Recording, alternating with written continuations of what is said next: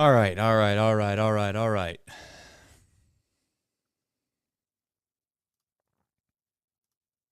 High drive, left center field, racing back to the wall, Bourgeois.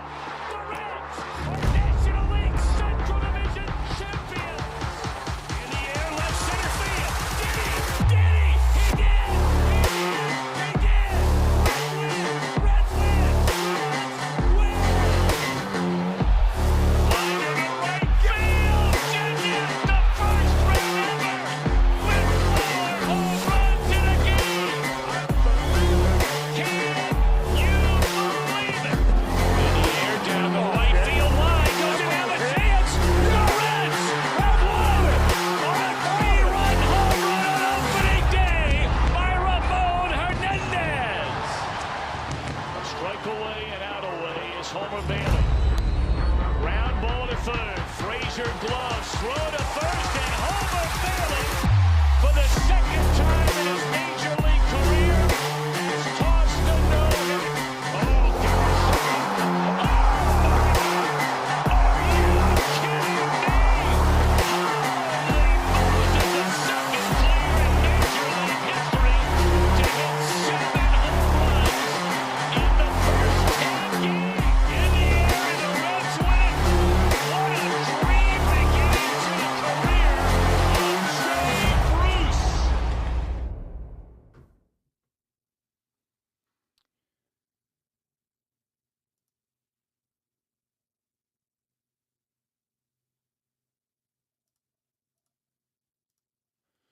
All right, all right, all right. Another one in the win column. I got a lot going on right now, just so you know. I got, I'm like trying to produce 5 different things. We got Miami baseball going on right now, so our usual stream situation is a little congested. I'm not sure if YouTube's going to work today, considering we have one live stream going already. We haven't got a chance to go through that, but we did get a chance to go live on Twitter. As long as the technology does what it's supposed to do, we are going to have Nick Kirby jump in here in just a minute. You can see I kind of had the game cast going over there on the right, but Diaz ended things relatively quickly, so I didn't get a chance to jump on live while we were ending the game with us. But nonetheless, want to jump through a quick game recap, which is what we traditionally will do after every Reds game, to give you a little quick update if you didn't get a chance to watch the game. Ashcraft went 7 full innings, 4 hits, 1 run, which was earned, only 1 walk with 6 punch-outs, and he gave the Reds bullpen a needed reprieve of extended work. As for the offense, Jason Vosler, he's starting to win hearts of the Reds fans. Everybody on opening day, who is this guy? Why is he in the lineup? Why is he hitting 5th? And after his second inning, 360-foot moonshot with an exit velocity of 101, it gave the Reds a 1-0 lead. Reds would tack on their lead with a 2-out single that, quite frankly, Pirates shortstop O'Neal Cruz probably should have kept in front of him in the infield, but instead it glanced off his glove, trickled into the outfield, and allowed India to score to give the Reds a 2-0 lead. Pirates answered back with a Brian Reynolds solo home run, and that score stood firm at 2-1. Until the bottom of the 5th when T.J. Friedl boxed up Vázquez outing with a 392-foot solo bomb on a 3-1 fastball right down the heart of the plate. First hit of the year for Friedl, and it was a big one.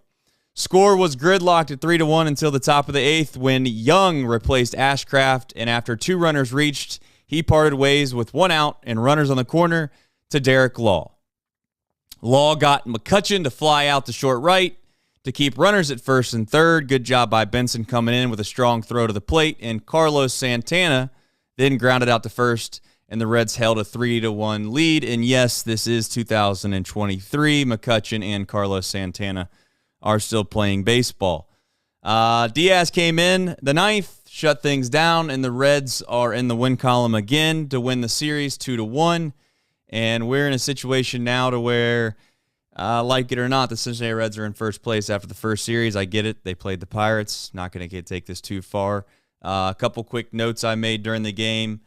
Stevenson had a good day at the plate, hit some balls hard. He continues to look good, but he did get bailed out on a ball that he needs to catch. I know that it was questioned whether or not it got foul tipped or not. that is up in the air.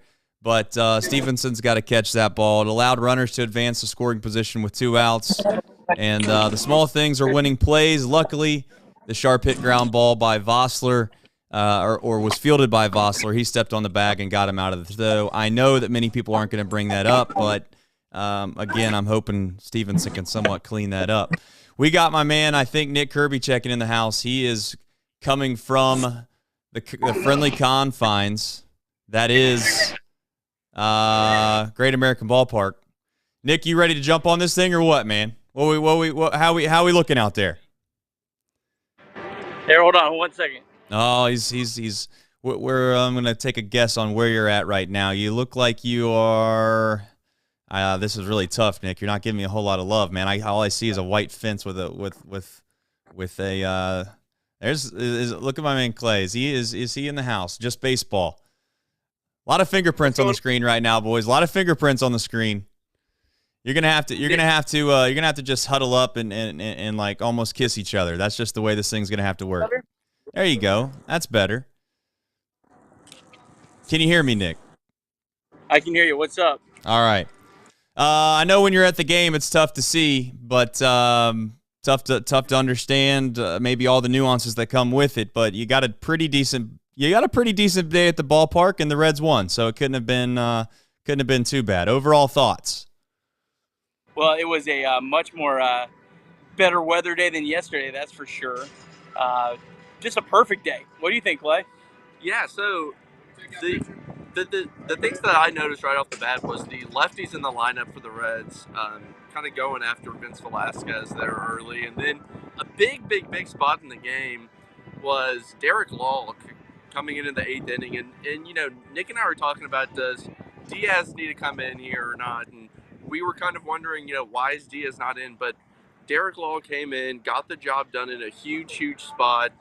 But really, I mean, Jason Vossler just providing something for this team was not something I ever saw. I thought that this was another case, a non-roster invitee, a name that we've all heard and seen on MLB The Show, but had no idea who he was, type of a thing. But he came up with a huge day today with the home run and the double that, you know, the Reds weren't able to push him across. But overall, a great game. I wish Benson wouldn't strike out. I'd like to see some more contact from him, but definitely a fun game to be at too. Yeah, I don't know if you've seen the tweets. It just seemed like one of those things where Will Benson was stressed before he even got in the box. I put out a quick little funny tweet at some point and said, Will Benson right now knows how hard the game of baseball, I'm paraphrasing, knows how hard the game of baseball is. He lines out to first base.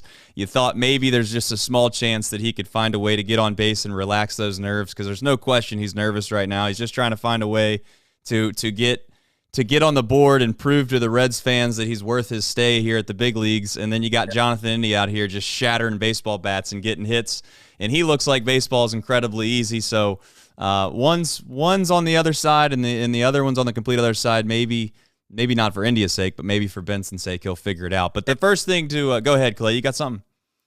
Yeah, Benson did make an important play in the field near the end of the game. It was a simple fly out, right? And him and India were kind of both there at the spot. And, this is right after we saw Jake Fraley wave off Kevin Newman, which was a poor decision, at least from our angle. That's what it looked like. And the ball dropped in.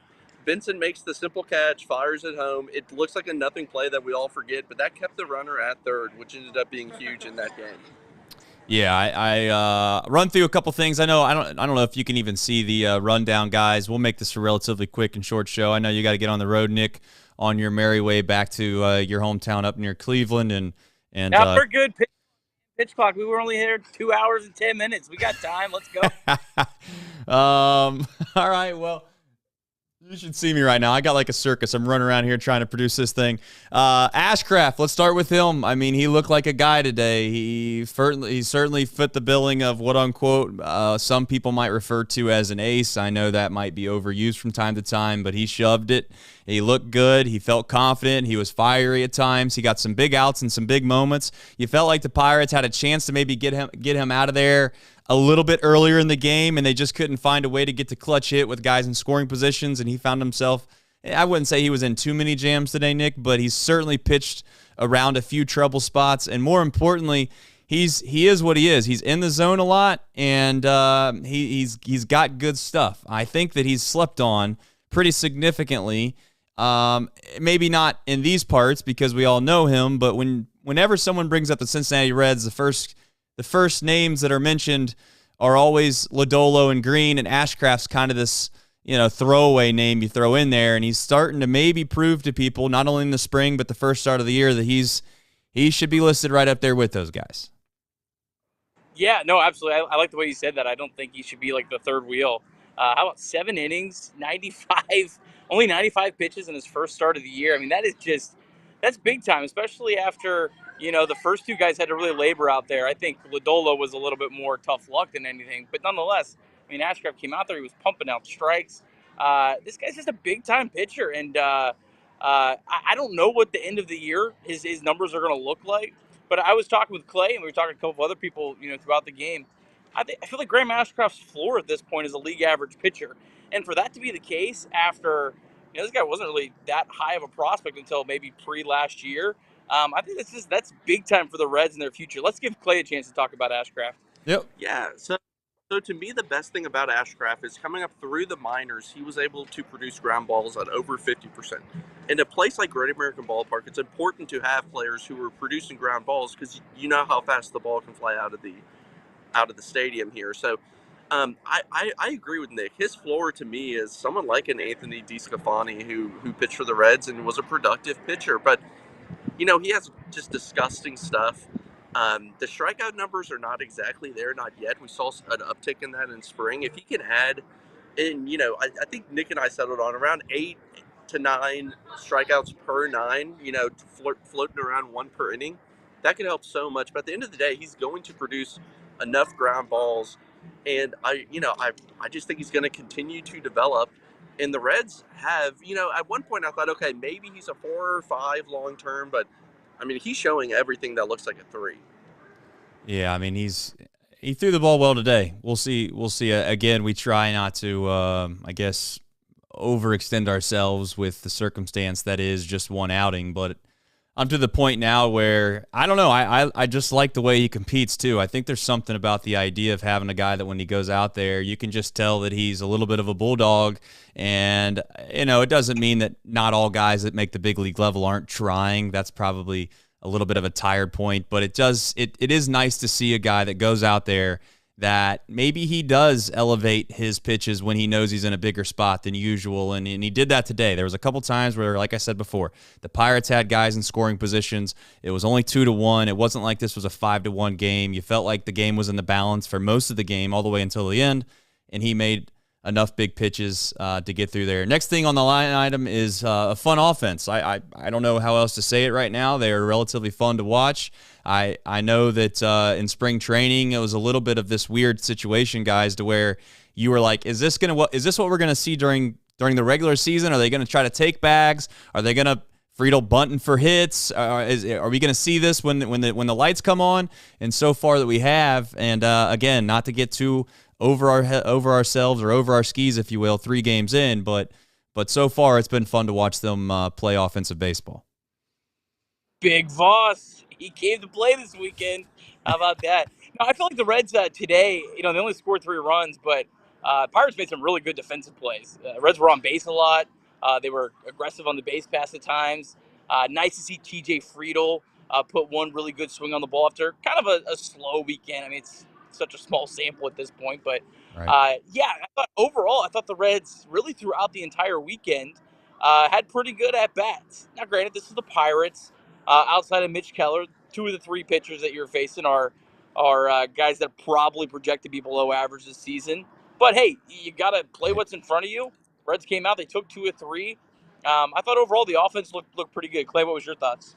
2 hits from India in the leadoff spot is so big. The Reds need a leadoff hitter. It's something that they've not had for years. I know I've said it and said it and said it again, but India finding that form from his rookie year would do so many things, not only for the Reds this season, but going into the future, knowing that he actually is that bona fide leadoff option and not somebody who we have to ask, is he more of 2021 or 2022? So, a good day at the plate for him. I liked his approach a lot. And, it's hopefully it's something that we can continue to see so that the Reds can say, okay, we have our long-term leadoff hitter on this roster. Yeah, no doubt. I don't want it to go unnoticed that I feel like from this offense perspective, right now, it's not like every single person on this team has gotten off to a great start. They've found ways to manufacture runs. We still are. I think we should still be hopeful that Will Benson's going to figure it out. We should still be hopeful that Barrero's going to have some additions. Newman's been a bright spot. I know we've made jokes on this show before, guys, and we sit there and we laugh about it, but Kevin Newman's putting some pretty good at-bats together, and he's hitting the ball hard. Spoke 2 balls for outs today. Yeah, I'm just saying I mean, like it or not, the man is putting some good at-bats together, and I don't think anyone's quote-unquote rooting against him. I think that we've always just said from the start that we'd like to make sure that we get some answers out of these younger guys before we let Kevin Newman run out there and play every day, and then next thing you know, Kevin Newman turns 30 years old, and he's not really a part of this up-and-coming core. But that said, the time is now. David Bell wants to win. It's not. There's no ifs, ands about it. I mean, he's trying to get off to a better start than they've had in years past, and he's probably going to play guys that he feels like is going to give him the best chance to win, at least until they prove that they're not in at least a little bit of what I would call I don't know if you want to call it a divisional race, but some kind of meaningful baseball per se. Last topic of conversation here before tomorrow's starters. I don't even know if I have the tomorrow's starters offhand right off the bat here, but I know. I don't know about the Cubs starter, but Doesn't matter. Doesn't matter.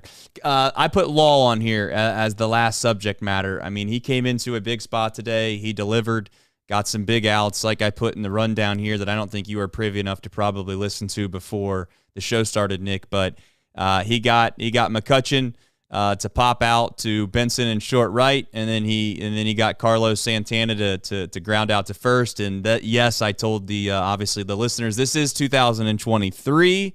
You don't have to check your calendars. Those two guys do play for the Pirates, and they are still in their starting lineups. But your overall thoughts on Law? Law got 2 huge outs. Me and Clay, we both looked at each other going, why are we not going to Alexis Diaz here? But Derek Law, I tell you what, to his credit, he pitched really well this spring. He's looked great so far. Pitched great at the end of the year last year for the Reds. Dude just keeps getting out, so he deserves a lot of credit. And then I will say, though, you didn't use Alexis Diaz, and then when you got Alexis Diaz versus the bottom of the Pirates order, it felt like there was no chance. And that's cool. I think I said that last night. It just really feels cool that there's no chance against the Reds. Because now that won't be the case all year long. But right now, at this present time, this moment, it feels like they just have no chance. Clay, your thoughts?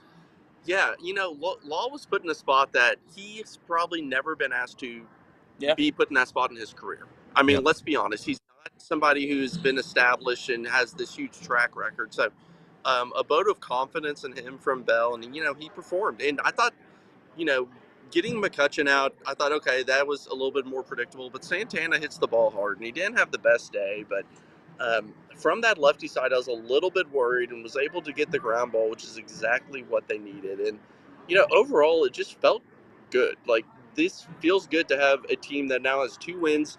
They're not going to win a ton of games this year, but they're showing that they're not giving up either. And it's refreshing, even though we don't have the postseason aspirations. Just being able to come out to the ballpark and see India, see Stevenson, see even Vossler show up, and Law. It's these guys that we didn't expect to provide value that provided value today in a big way. Yeah, and I think that in order for the Reds to go over on their season total or whatever, I think it was set at 66.5, and I think maybe most of the optimistic fans said that this team, if they won 75 games, would be ecstatic.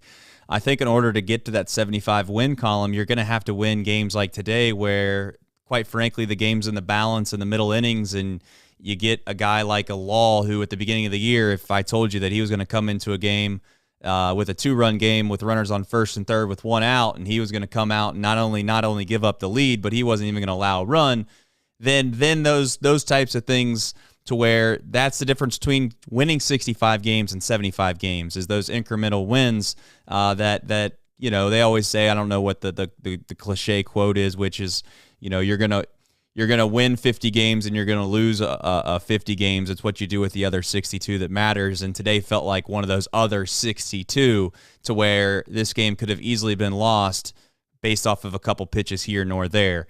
For tomorrow's starters, for those that obviously are digging or dying to know, Drew Smyly, age 33, for the Chicago Cubs with a career ERA of 4.1 in 239 games, will be on the bump tomorrow for the Chicago Cubs, the lovable losers, as they say, of the Chicago Northland. They got one of those parts right, and it's not lovable. So as far as your plans tomorrow, Nick, I think you'll be back in the saddle, ready to go. We will probably run a better show. One, Miami baseball is probably not going to be live streaming right at the exact same time as this show. Secondly, I'm not going to be trying to do like 9 different things at once. I don't even know whether it's working half the time or not. I'm just going on the fly. It is working. I'm pretty sure I checked it. But nonetheless, Nick, you're not going to be standing outside the pearly gates of Great American Ballpark either. So That's kind of sad. I'll miss that. No, but I'll be back in the Kirby studio, back in Northeastern Ohio. But yeah, hey, it was a fun weekend. Had a great time down here. Hey, Reds outscored the Pirates, I think 14-8. They played well this weekend, so that was good to see. And yeah, Connor Overton tomorrow. Look, the guy's pitching for his big league life. So interested to see what he can do. It's time for him. So, but I think overall really good weekend.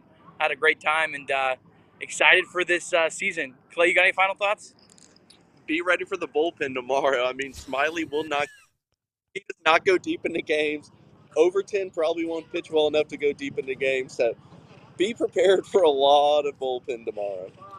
we will see. Maybe you take the over on the run total. I don't know what that will be tomorrow. Shout out Betfred Sportsbook. Yeah, shout out Betfred Sportsbook. Thanks for sponsoring this show and a lot of content at Chatterbox. If you have a gambling problem, as I always say when I mention them, please call 1-800-GAMBLER, 21 plus in Ohio. But you know what? Hey, I know that the over-under today was like 8.5, I believe it was, and never even sniffed it. The Reds, they don't shut the Pirates out, but they only give up one lone run on a Brian Reynolds home run.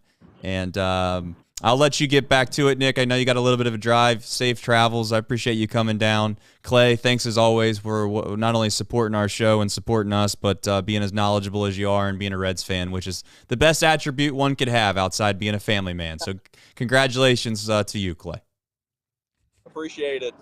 All right, Nick, that'll do it. I'm going to sign off from my lovely establishment.